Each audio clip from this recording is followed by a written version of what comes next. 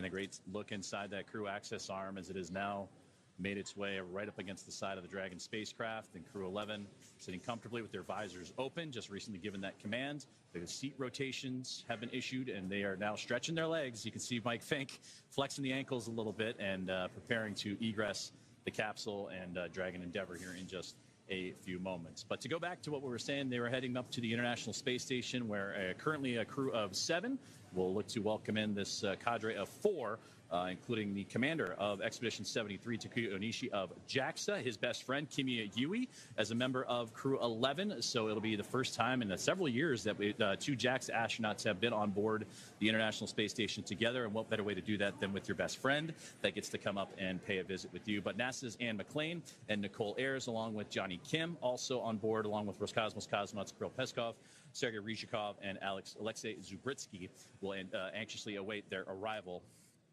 once they can go for that second launch attempt, which again will be tomorrow, August 1st at 11:43 a.m. Eastern Time, as today's attempt was scrubbed due to weather. So we're going to continue to follow along with the detanking procedures that should be wrapping up here pretty soon. As you saw, the crew access arm has swung back into place. The ground support team will make its way up towards the spacecraft to help the crew exit, egress, as they say, the capsule as well, and then we'll stay with live coverage all the way up to the crew's return to crew quarters, where they will remain in quarantine. And that's what Daryl Nail and Nick Hague have been discussing, of those procedures and how things will shape up, and ready to turn the page for another attempt tomorrow.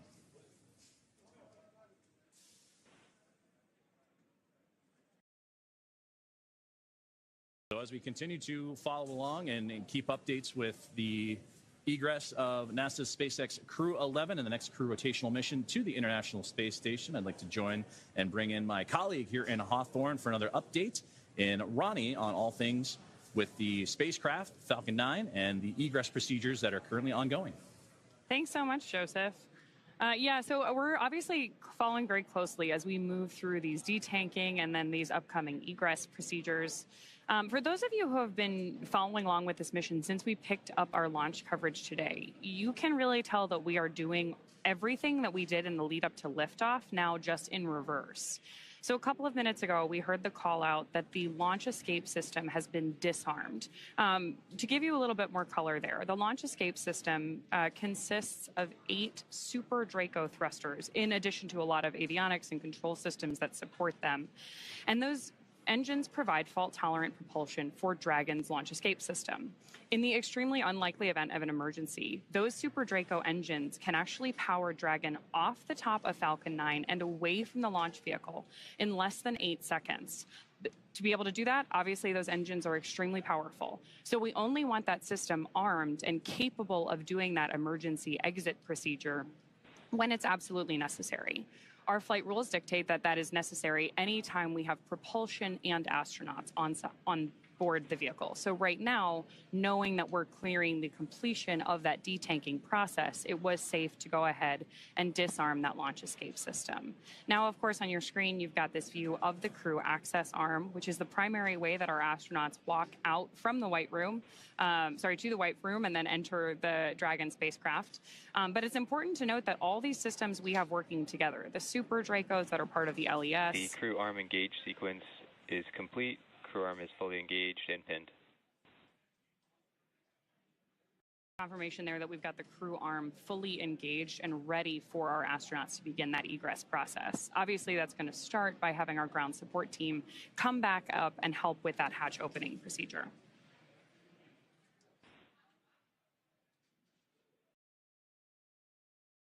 And I'm getting confirmation here that offload has been completed, which again is what we expected when we heard that we were okay to disarm that launch escape system. It's really worth noting, though, that Dragon is a tremendously capable spacecraft. It is not just a capsule housing these astronauts. We have maneuverability available to them through the 16 Draco thrusters that we used to orient the spacecraft during the mission.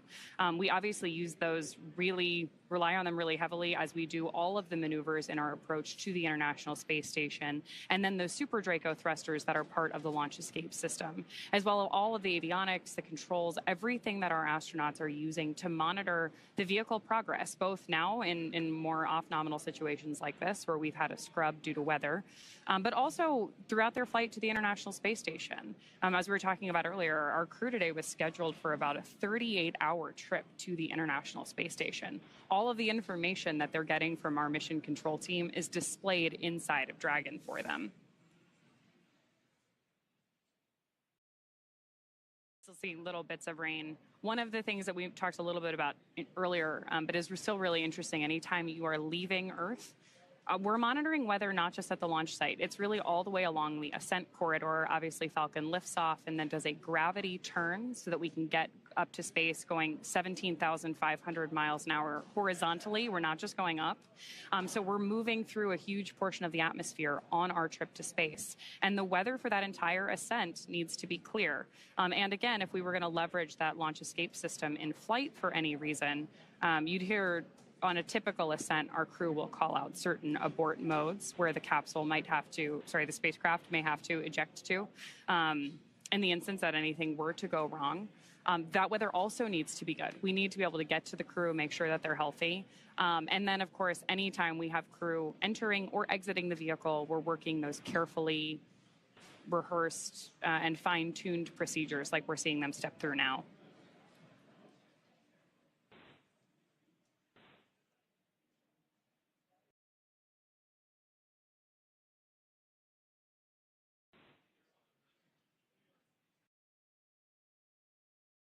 The view you have on your screen right now is Historic Launch Complex 39A. SpaceX has made some modifications to the crew access tower that you see over there. If you followed along with any of our social media channels or on previous webcasts, you know that when our astronauts are ready to board Dragon, they actually go to an elevator inside that tower and hit the space button before going up to that crew access arm, which is currently bridging between the tower and just behind Dragon on your screen. Right now, our ground support teams are preparing to ascend the tower and go over, and like I mentioned earlier, we're going to help with that hatch opening and then help our crew egress the spacecraft. From there, they'll be going back into quarantine. It's important that astronauts maintain that quarantine environment, often away from friends and family, in the lead up to launch, so that they're... Ser uno con los demás nos hace mejores. HD Inseguros, tu compañía. Back into that quarantine environment. Getting some nice views of Crew 11 in their seats there. Earlier on, we also heard discussion that we were rotating our seats back into the vertical position. We rotate our astronauts to lay on their back ahead of liftoff because it is more comfortable when you are experiencing the high G-force loading of ascent to have that pressure go through your chest. So anytime you see a photo of an astronaut in Dragon or any historical spacecraft, you know you see them in that reclined position.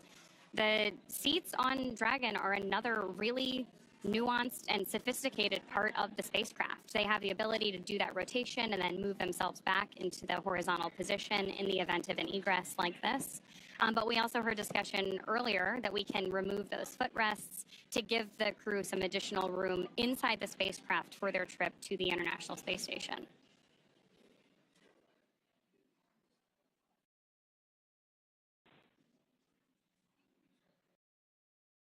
Seeing some smiles from the crew there. And of course, we're following along very closely here, not just with our coverage, but of course the entire mission control ground support team. Everyone's keeping a careful eye on all of these procedures because anytime we have astronauts on board the spacecraft, we want to make sure that we are doing everything we can to keep them safe. Again, all of this is rehearsed during dry dress. And you can see our astronauts are pretty comfortable with it, right? They seem like they're having a pretty good time, waiting to exit Dragon, go back, get a little bit of rest, and then try again.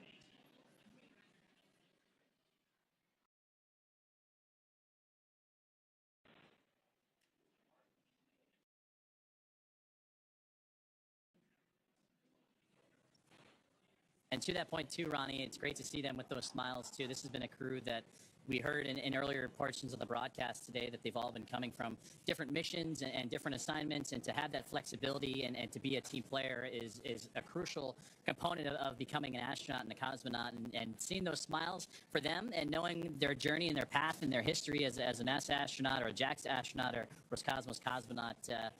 this is just another step in that path, in that journey that they've had along the way. So it's great to see them with all smiles. They're a crew that is very emotional, very thankful, very supportive of each other and of the mission, but also very happy. And I hear a lot about each crew member has a very unique sense of humor. So during that 39-hour of phasing, I can only imagine what the jokes were going to be like exchanged, the stories that were going to be told, and for two of them as first-time flyers experiencing it for the very first time, and Oleg Platonov of Roscosmos and Zena Cardman, the commander of NASA. So to see them sharing smiles, telling stories, and just knowing that another opportunity awaits them around the corner again, tomorrow's next opportunity at 11:43 a.m. Eastern, certainly has them in bright spirits, it seems.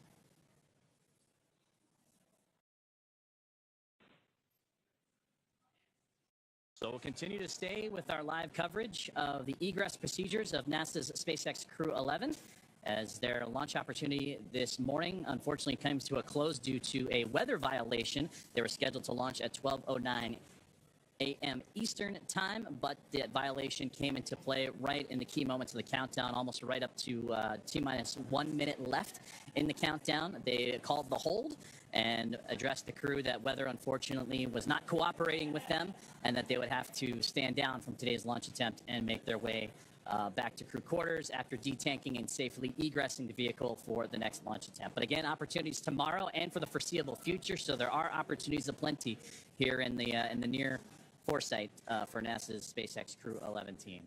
So with that, we'll depart from Hawthorne for the moment and head back out to the Space Coast and check in with Daryl and NASA astronaut Nick Cave. Thank you very much, sir. We've been watching the crew. I'm here with Nick Hague, NASA astronaut, and in a moment like this, when I look at the crew biding their time, waiting patiently for the moment to egress out of this capsule and get back to the astronaut crew quarters, I see Mike Fink talking a lot. In a moment like that, it's pretty good to have somebody who's, a jovial, talkable fellow like Mike Fink who likes to crack jokes and. Yeah. No, humor is a great tool, and being able to find the humor in just about any situation is a true talent and a benefit to the team. So they're sitting here. You saw the gantry arm is back up to the capsule. Pad teams getting access. They're going to pop open the side hatch here and get them out of the capsule. So now's the time they can relax a little bit. They're in a safe state, and there's definitely they've turned the corner and they're looking for, okay, what's our next opportunity. Next to Mike Fink is Zena Cardman, the commander of this mission. Is it the commander's responsibility to kind of regroup the team emotionally? I mean, these are professional astronauts and a cosmonaut, so I know they know how to gather themselves and gear up for another attempt. But it's also an opportunity to lead. Yeah, absolutely. The every person on the crew is responsible for themselves and also feels a sense of responsibility for the team. The commander's the one that ultimately is accountable for the well-being of that crew, the well-being of that spacecraft, and making real-time calls. And so the commander's job is to read the room and understand what the team needs in that moment. And maybe you need to recage, maybe it's crack a joke, maybe you've got to read the room. It gets back to those soft skills I was talking about before. We are awaiting the completion of detanking of the Falcon 9 rocket. A moment that, when it arrives, will allow for the astronauts to egress from the Dragon, make their way across the platform and down to their waiting Teslas, where they will be driven back a 20-minute drive across the spaceport under security escort back to astronaut crew quarters. And we hear the call that detanking is complete. Again, detanking is complete. That paves the way for the closeout crew. So a little hand battle there between the commander and pilot. Paves the way for the closeout crew to come up and ascend the tower, make their way into the blast danger area and help the astronauts make their way out of the spacecraft. And there you see at the base, here comes the closeout crew.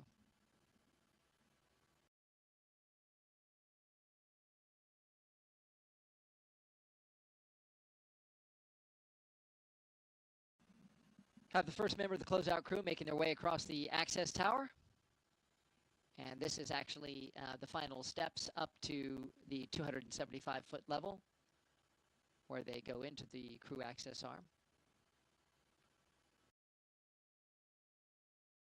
At this point, Nick, you can say that the rocket has been safed. Yes. You've detanked the rocket, the launch escape system is off. As soon as those two things were complete, then they were able to rotate the seats and pop visors and essentially sit there and wait for the pad crew to show up. We saw pad crew walking down the arm. They'll put some safety restraints in place to secure the gap between the arm and the capsule and pop open that side hatch. Dragon SpaceX, the team has reached the White Room. We're now beginning preparations for configuring the White Room and side hatch opening. Dragon copies.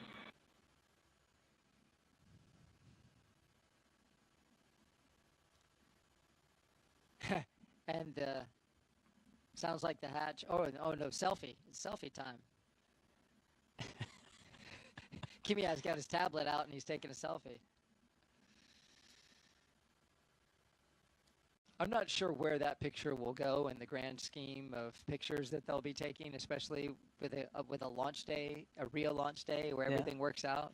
Yeah, but on a real launch day, you don't have time for something like wouldn't, this, right? Yeah, and you wouldn't risk taking the tablet out and potentially dropping it, and then having the launch, the pad crew having to come back in and dig that out. So this is a unique opportunity to get some photos you might not otherwise get.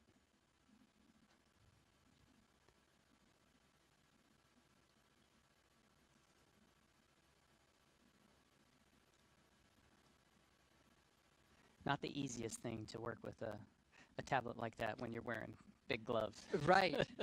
Yes, those gloves. Yes.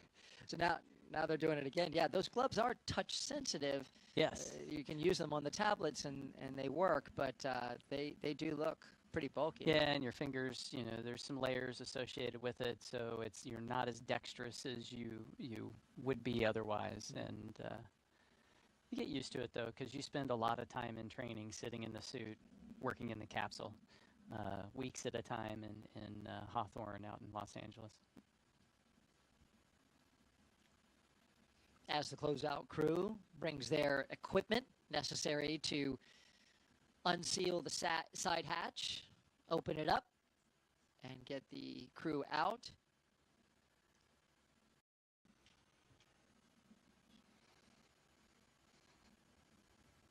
The astronauts have plenty of time for conversation, talk about the next launch attempt, take selfies.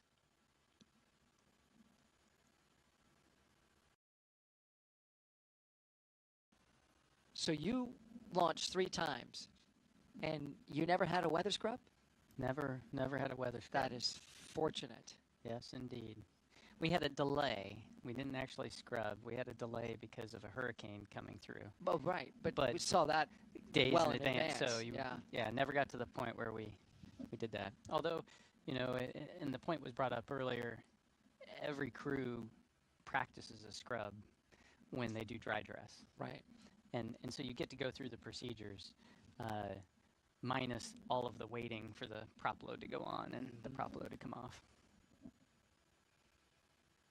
There have been astronauts who have scrubbed due to weather 5 times. Yeah. Famously, our former NASA administrator, Bill Nelson, tells that story all the time about 5 scrubs to get to launch. I thought, oh man.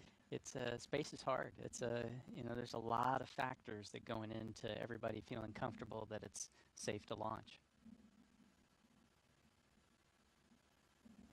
Is there any way to put in a food order back at Well, astronaut crew quarters? Food will be waiting because you got to remember I like that. they suited up almost 6 hours ago. They're So hungry. it's been a while since they've had a meal. Right. There'll be food waiting. And the staff at crew quarters does an amazing job of making sure that you've got the right food, it's nutritious food. They do an amazing job that extends not just from crew quarters, but also gets into the food system on board the International Space Station. And yeah, it's just, again, every time we talk about something, there's another facet of, hey, there's this team, and they are experts in their field at doing what they're doing, and what they do is so critical. And you know, the food lab is another example of that. I hear great things about the chef over there and his ability to make these meals that are requested, you know, by people from other countries, right? The international astronauts asking for cuisine from their homeland, and I hear they do a pretty good job. Yeah, absolutely.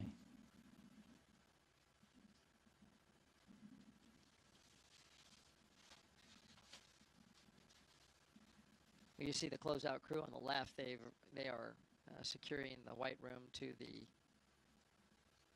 capsule, and then they'll begin unbolting the fasteners that that hold that side hatch in.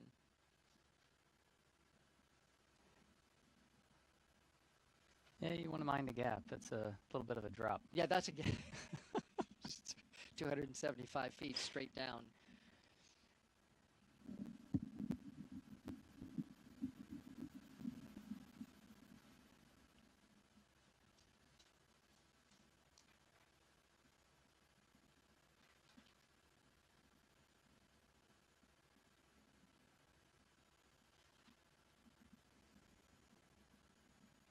And so this crew, of course, is planning on a 3+2 handover. Now, does that calculus change?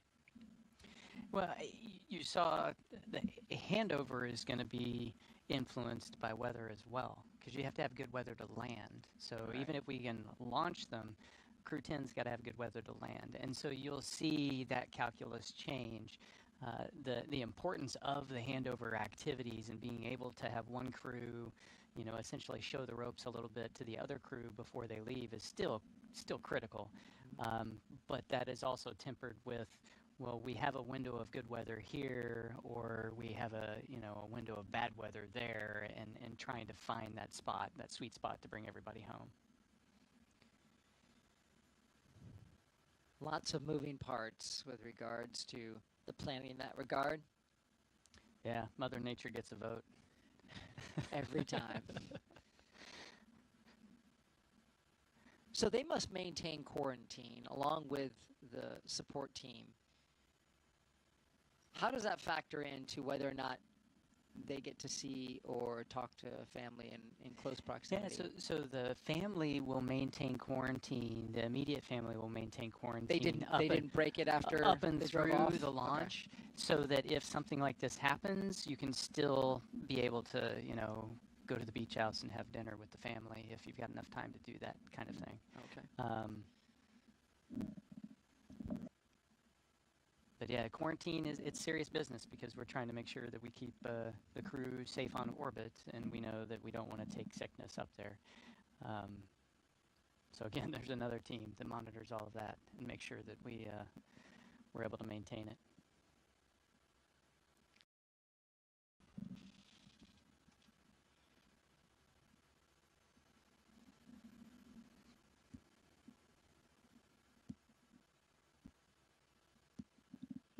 For pilot Mike Fink, it's been 14 years since he last flew to space, doing so aboard STS-134 in 2011, the second to last flight, the penultimate flight of the Space Shuttle program. And he said that he's looking forward to getting back after all these years to the International Space Station. It will have to wait another day.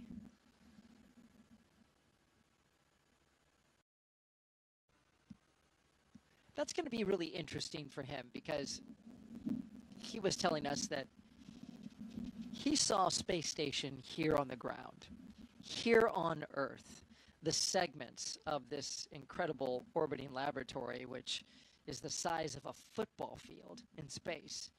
He saw all those parts and modules on the ground, helped assemble it, but did not see them, I think, living in it continuously at that point, right?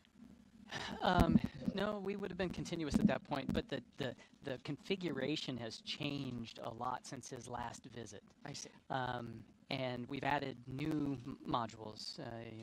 For example, the beam module has been added recently, or the NanoRacks airlock is another feature that's been added recently. The modern modules that have been put in.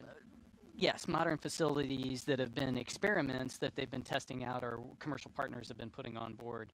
The international commercial crew coming and going has dramatically changed the layout and just the way we live in the station from a Node 2 perspective, and so it'll be different than what he was familiar with the last time he was there. So as familiar as he is with it, the flow of life will be different on board. It was something that was interesting being on board with Don Pettit and Butch Wilmore and Sonny Williams. From a U.S. crew perspective, we all knew the station from previous flights, but we all knew it in different configurations and had different expectations. So it was interesting to see all of us adapt to the new way to live on the station. It's alive. Yeah.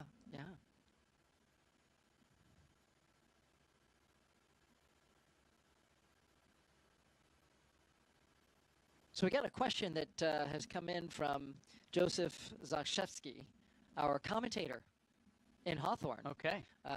He has a question. He wants to know, do you mix up the procedures tomorrow? So, for example, instead of Eggs Benedict, do you eat oatmeal? Do you put your left shoe versus your right shoe? He's just curious. Yeah, that's a personal question. How superstitious are you? Right. You need to change up something just to turn the tide of fate your direction. Or do you not want to change something because you're concerned it might throw your own personal, preparation off? And for me personally, it was I keep a routine consistent. So even during quarantine and the weeks leading up, it's not like I'm trying to have every meal I'm going to miss crammed into 2 weeks, the meals I'm going to miss over 6 months. It's having some level of consistency. What do I normally have for breakfast? What do I I don't want my body to go through that kind of shock. Right, because you can order anything, but it's probably safer to go with some food that you're used to having. You order anything, and everything carries some consequence.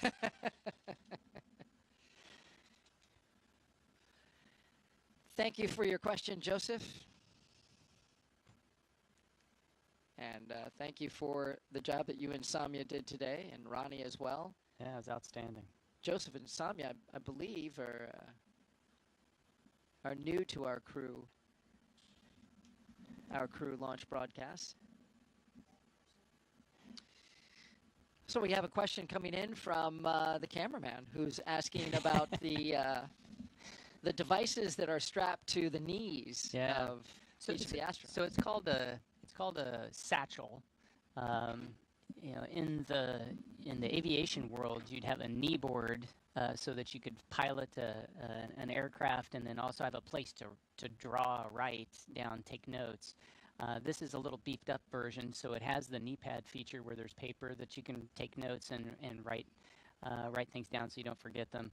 But then underneath it, there's that satchel that contains a headlamp. It's got a charging cord for the tablet. It's got a Valsalva device so that you can clear your nose, earplugs if you need them, headphones if you need them. So it has the personal equipment that you might need while you're launching or just operating inside of Dragon, both uphill and downhill. Thank you for your question. If you're just joining us, we are walking our astronauts through the scrub procedures for an attempt at launch at 12:09 p.m. Eastern today. We scrubbed out at T-minus 1 minute and 7 seconds due to weather. A violation of a weather constraint for cumulus clouds too close to the launch pad. Hey, we got a question in from Say Richie. My 5-year-old Boston, who is numbers obsessed, wants to know how high the rocket will go. How high would the rocket go? So he wants to know about the altitude, which I'm calling back to what you said about the rocket launching straight up initially, but then turning to the horizontal, because at the end of the day, you're going into orbit rather than trying to reach some faraway destination. Yeah, so the profile that the rocket's going to take, and we see the side hatch opening up, and everybody's celebrating. Yeah. All right, hooray! Fresh air. Yeah. Dragon SpaceX with the hatch open. We'll be handing you off to the closeout team for egress. See you soon.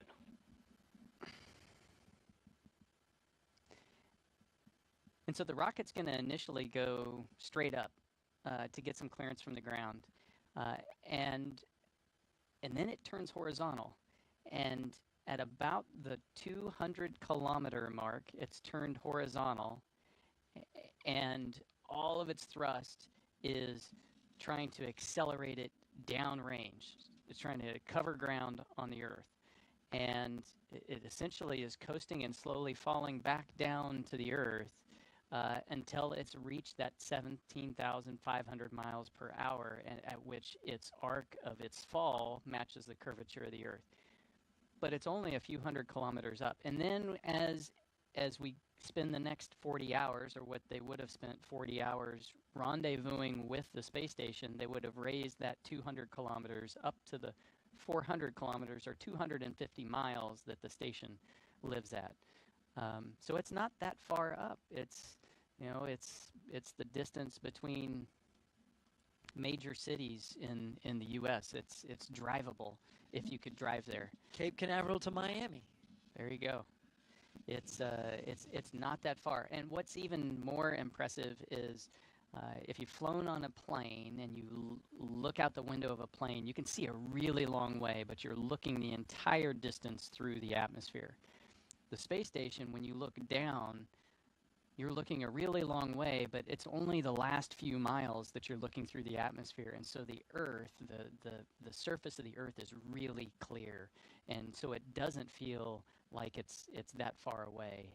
If you fly over New York City, you can see Central Park in the middle of Manhattan with just your naked eye. Huh. You can see major bridges. If you fly over San Francisco, you can see the Golden Gate Bridge. These things stick out pretty prominently. It's just surprising how clear everything is. Right. Slicing the atmosphere through its thinnest point right over top of it versus looking out across it, out your window, as you mentioned, with all that atmosphere inhibiting your view. Yeah, it distorts everything. Yeah.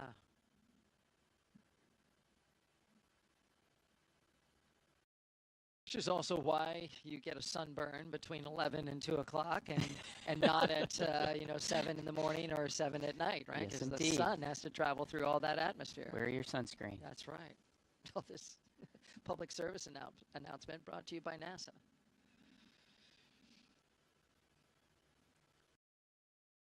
Most, but not all, of the station windows have a special coating to minimize UV exposure.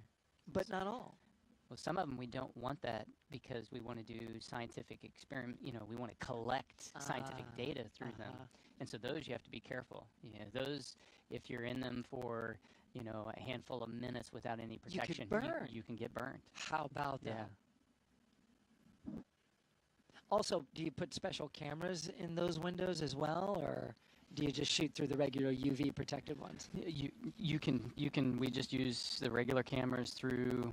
There may be other, more scientifically focused cameras, but I can take our standard camera and shoot out the ones without the UV filters as well. Right.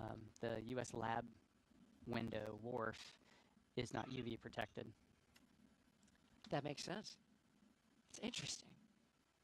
Fortunately, the window that looks down doesn't necessarily take a lot of direct sunlight. Right. Unless the station's in a weird orientation. And what about reflected light off the ocean? It's still bright. Yeah. And even with the UV coatings in the cupola, when the sun pops up, you can feel the heat of the sun on your face. I bet. Yeah, sun's pretty powerful. Yeah, with no atmosphere to protect you at all.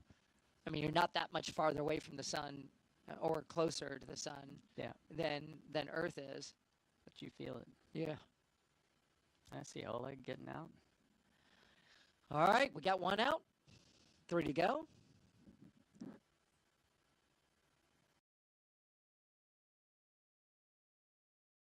And they just go reverse order.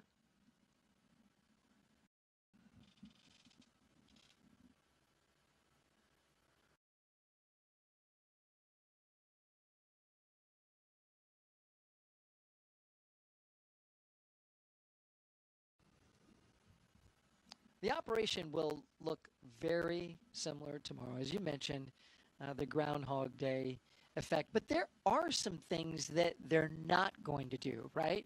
They're not going to sign the side of the White Room. Yeah, right? You know, it's your signature's there already. It's already there. What else would you not do? I've stumped the astronaut, I think. Be a trivia question. Yeah. Other than sign, most of the things that you would do, are all scripted out. Yeah. You know, even the goodbyes, you're still going to take the opportunity to say goodbye. Right. Even though you said it the day before. And here come our astronauts down the crew access arm. Looks like they're putting on rain jackets. Ponchos. That's a new one for me. I did not get trained in the SpaceX rain poncho. Well, now these are spacesuits that don't like water. Indeed. They're not, not necessarily designed for that. And they also carry umbrellas with them. The closeout crew does, so that extra layer of protection. But this is a first for me. I've not seen this before.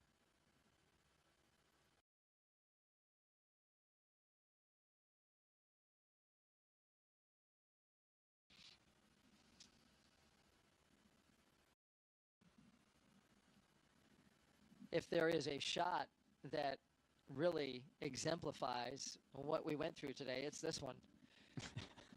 Astronauts putting on rain ponchos with spacesuits on.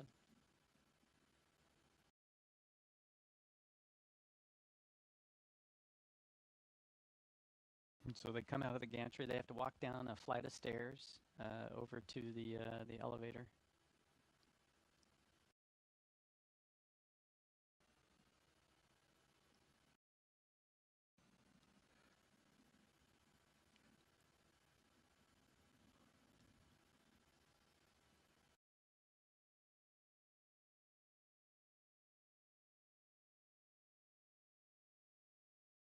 And so we talked about the button in there that says space. There's also a button in there that says Earth. Yes, that's right. Come back to Earth, everyone. There'll be another chance tomorrow. Rain on the lens tells the story. Now we have these passing rain clouds going over the pad. Of course, this was the reason for the scrub.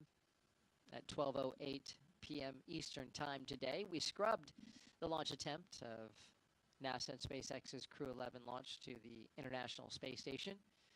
Now looking ahead to the next opportunity, tomorrow at 11:43 a.m. Eastern Time. Our coverage on NASA Plus and our streaming channels starts at 7:35 a.m. Eastern Time.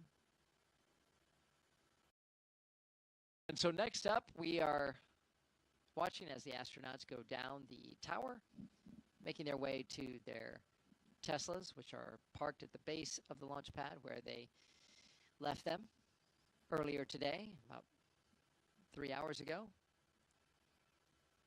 And they'll get back in their ride and head back to astronaut crew quarters, the safe and comfortable confines of the operations and checkout building.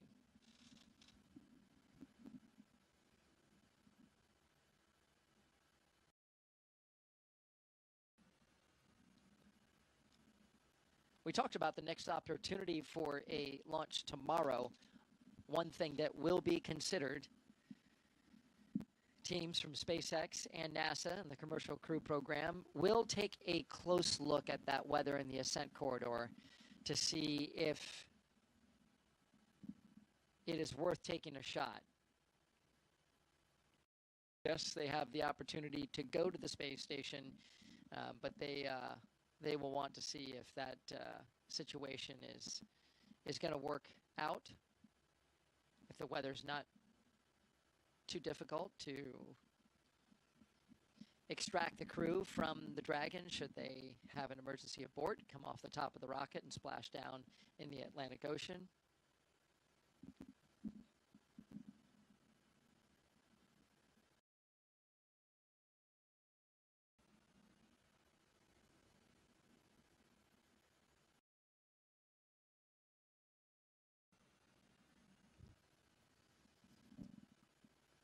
Fortunate for us, astronaut Nick Hague has changed his departure flight, so he's going to stay with us another day. I'll be here. I greatly appreciate it.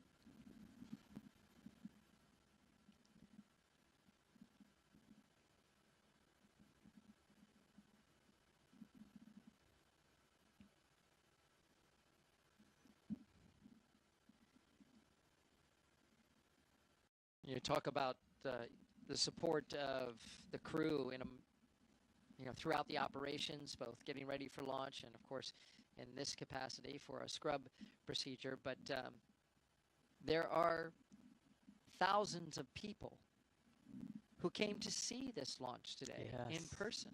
There are hundreds of media, 222 credentialed media who are with us right here on site, who are here to document and report out the results of today's launch. And they all have to change their plans as well. Yeah. Hotels, stays, to reset for another attempt. Yeah. Yeah, you'd think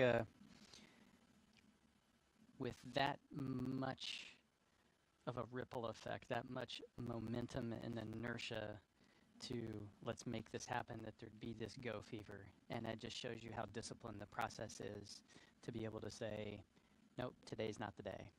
We're not comfortable with the way things are. We'll try again tomorrow.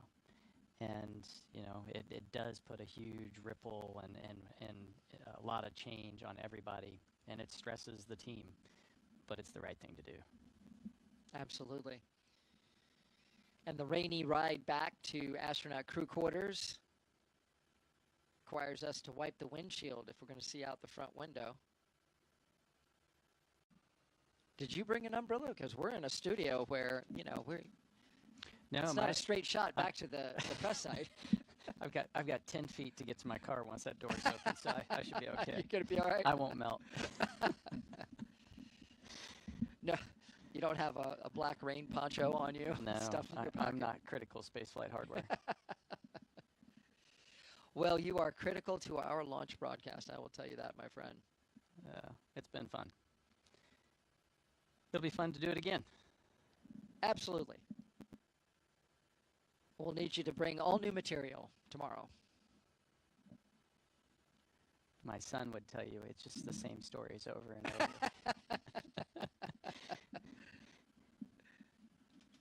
That looks like some serious rain out there. Yeah, that's hitting the windshield a little harder than it was when you and I were outside watching the launch and just saw the rain off into the distance. Yeah. It was like we got storms really built up. And this is the formula that we have. This is consistent July. Meteorologically speaking, in July, we hit the high point for thunderstorm activity and buildup. But it's not till August where we actually get the high for rain. That's according to Launch Weather Officer Melody Lovin, who's over there at the 45th Space Wing. Yeah. So August is our high for rainfall events, and it really dumps rain. Not necessarily thunderstorms, because that's not the same. We get highs for thunderstorms in July. We get high rain totals in August. So August is, of course, the month that Floridians turn off the sprinklers and, you know, have to be concerned now about standing water.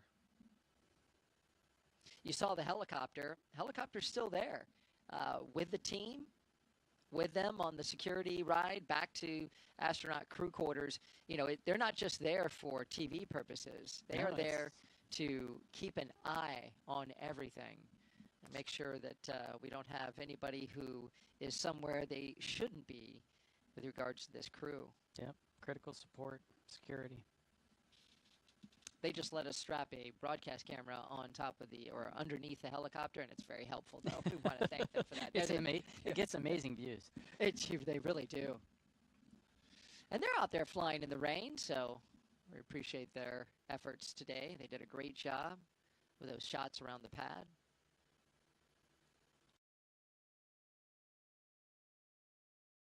Another key aspect, you know, for those of you who are still with us, as few as you are, NASA is required to provide a level of transparency. And so when the astronauts are in motion, whether it's a scrub or it's a path to the pad, we are required to let the American public and taxpayers know how we did it that day.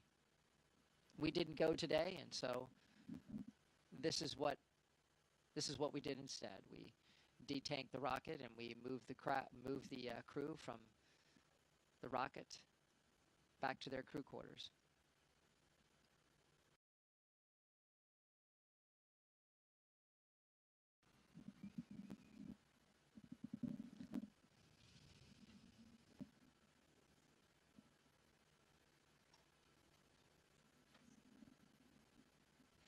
You know it's coming down when you can't see the VAB. Yeah, you just see the shadow of it, just the outline of it right there, right? Yeah, you know you're in a good downpour.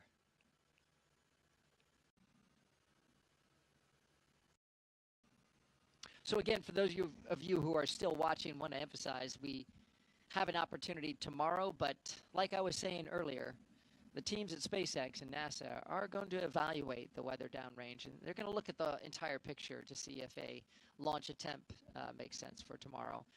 But there is an opportunity tomorrow, should they need it. 11:43 a.m. Eastern Time. Broadcast start time, 7:35 a.m.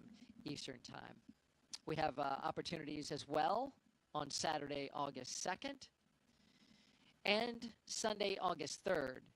When you get to August 4th, as we understand it from the launch planners, that is a day where we have to stand down because of the phasing that would be required. It's longer than the minimum 40 hours to get to the International Space Station. So August 4th is not on the table as a launch opportunity.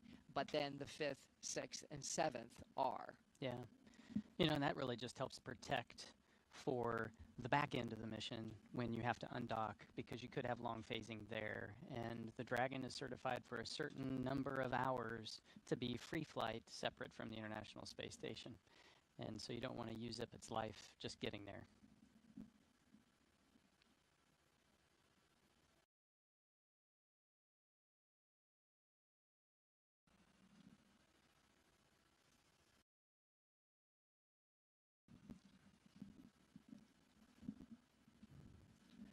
Making the left-hand turn now from Saturn Causeway onto NASA Causeway. Halfway home to astronaut crew quarters.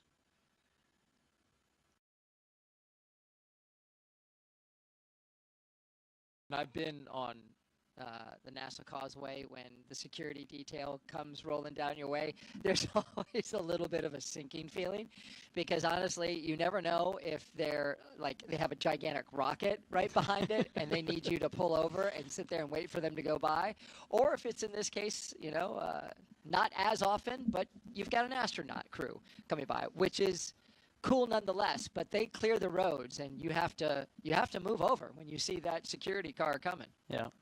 It's fun to drive around KSC and Cape Canaveral, Space Force Station because you just don't know what you're going to see on the road. And, That's right. and how often do you get stuck behind a rocket? It only happens here, right? Only here. And places where you launch, but it literally.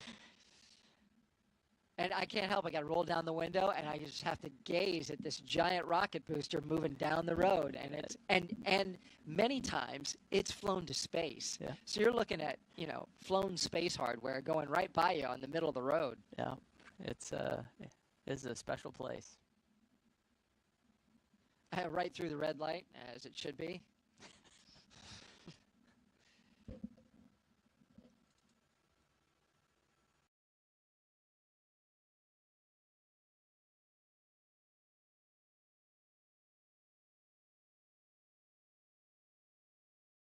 You see them with the 3 lanes in the road right there. On the other side, it's 2 lanes. So this side is used in the case of moving hardware. So if the hardware is large enough, such that it won't fit on a 2-lane road, they got the 3-lane road as an option.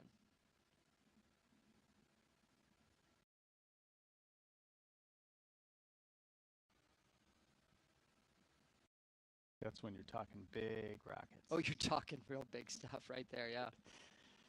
And, some of the hardware that is required to work on the rockets, right? That stuff is pretty large as well.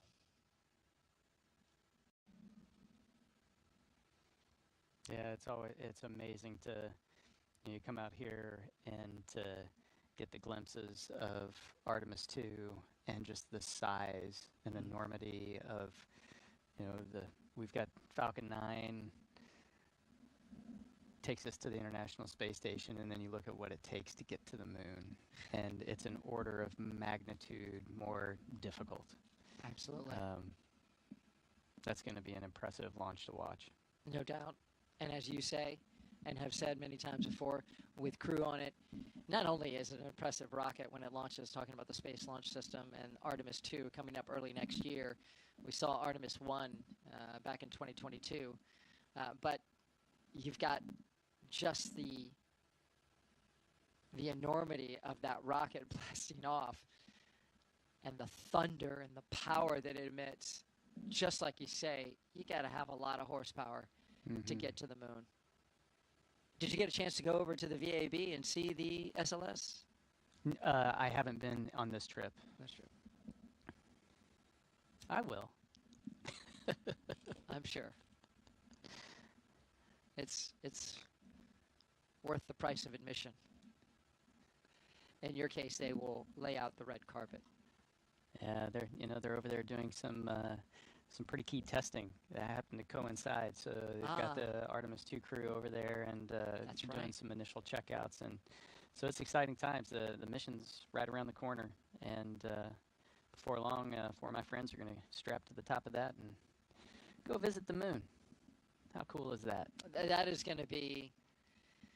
I'm really looking forward to that. So happy for Reed Wiseman and Victor Glover, Christina Cook, and Jeremy Hansen, who I got to spend a lot of time with in Niagara Falls when we were covering the solar eclipse. They were saying the other day in a press conference that they have been around each other long enough now. They've for some years now training. They just know each other innately. They know when they might have a little mood shift. They know when maybe they're not feeling so well or don't want to talk, do want to talk. Yeah. It's just that there's this unspoken thing, right? You know that person so well. That's where you want to be as a crew. That's right where you want to be, right? Yeah. You want to be, so, we're in a dynamic situation. I almost know what you're going to do before you do it, or your nonverbal cues tell me everything that I need to know. Yeah.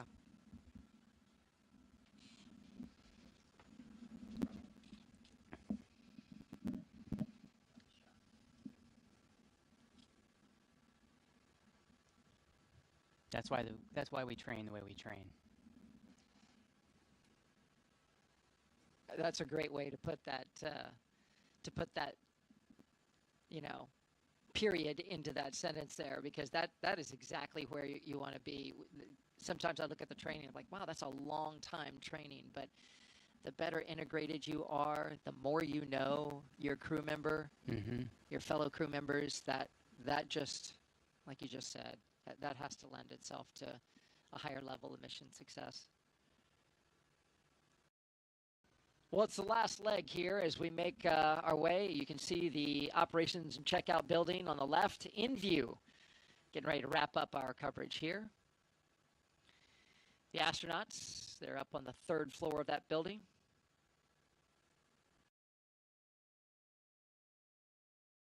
They have 26,000 square feet of bedrooms, workout facilities, medical checkouts, cafeteria. Everything. You don't have to leave. Don't have to go anywhere.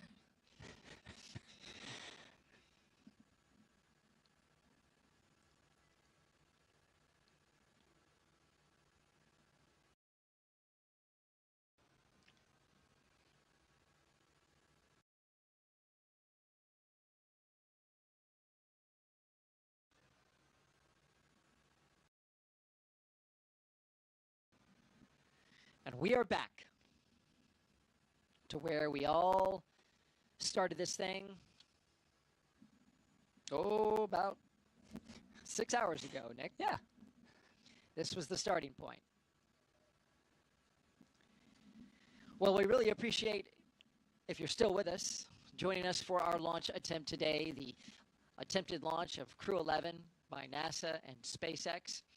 We were scheduled to launch at 12:09 p.m. Eastern Time, but scrubbed out our attempt at 12:08, just about 1 minute and 7 seconds before we were set to lift off. We had a weather violation on the range inside the 10-mile radius area, had a cumulus cloud that just swooped on in and fouled the launch, the weather criteria. And so that's the way it goes. In the interest of safety, as we've said for the past hour or two, this is the reason that we have so much safety surrounding the astronauts and so many launch commit criteria. These criteria, when violated, we don't take any chances. We follow through and pull the crew out and reset for another time.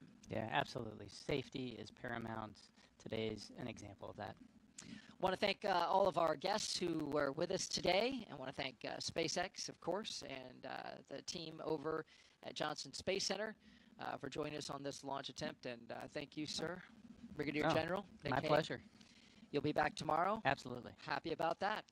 We hope to see you there.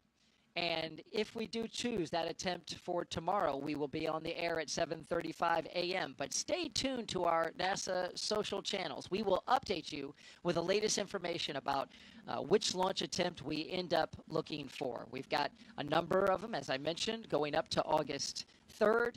We skip the 4th and then have the 5th through the 7th. So stay tuned to our social media channels. We'll bring you the latest information on when that next launch opportunity will happen. Until then, have a great rest of your day. Thank you for watching, and we'll see you next time.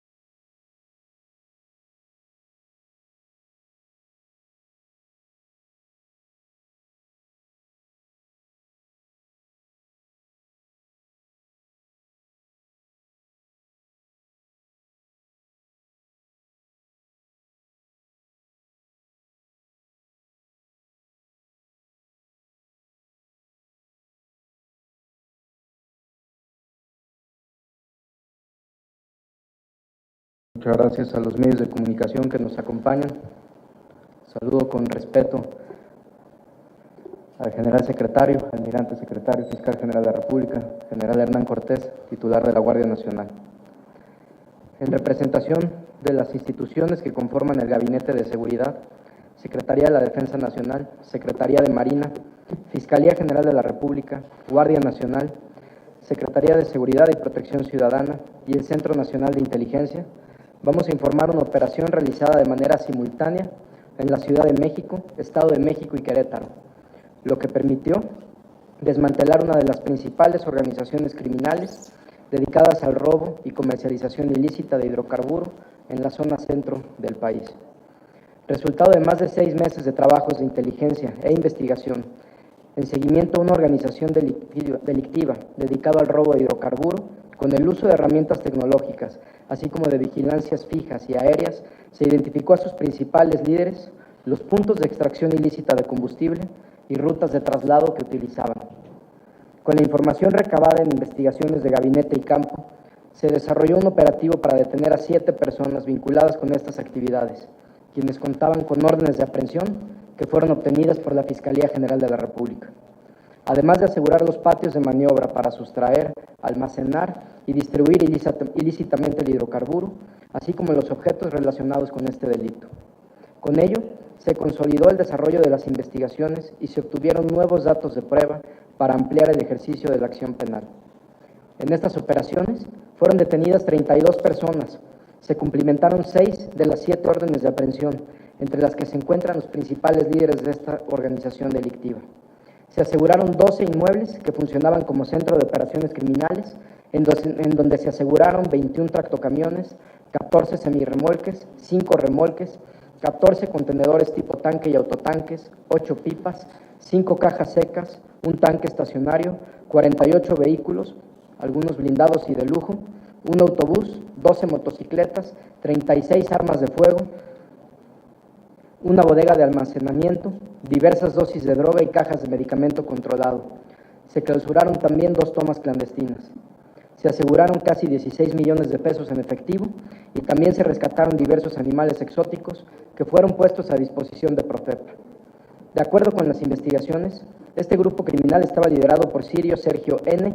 y Luis Miguel N., con zona de operación en el Estado de México, Hidalgo y Querétaro, donde coordinaban el robo de hidrocarburos a gran escala.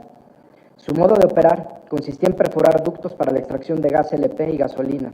Posteriormente realizaban el resguardo del combustible en bodegas y gasolineras y contaban con una red de distribución ilegal a estas gasolineras. Con la información obtenida por las áreas de inteligencia del Gabinete de Seguridad, con el apoyo de la Fiscalía General de la República, se obtuvieron 12 órdenes de cateo para realizar los operativos que voy a describir a continuación.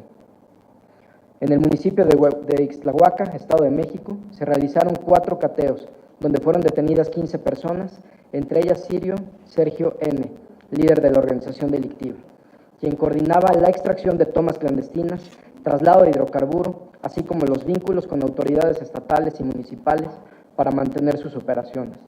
También cuenta con una orden de aprehensión por delincuencia organizada con la finalidad de cometer delitos en materia de hidrocarburos. Entre los detenidos, en este municipio también se encuentra Diego N., identificado como operador logístico y financiero, quien cuenta con orden de aprehensión vigente por delincuencia organizada. En estos inmuebles se aseguró armamento, cartuchos, vehículos, dinero en efectivo, 4 pipas de gas, caballos y se rescataron animales exóticos como 2 cachorros, uno de jaguar y otro de león, aves silvestres y monos araña, los cuales fueron a disposición de Profepa para garantizar su atención y rehabilitación. En la alcaldía de Tlalpan, en la Ciudad de México, se realizó un despliegue coordinado con la Policía de la Ciudad de México, con la Secretaría de Seguridad Ciudadana del Gobierno de la Ciudad de México, donde se detuvo a Luis Miguel N., alias Flaco de Oro,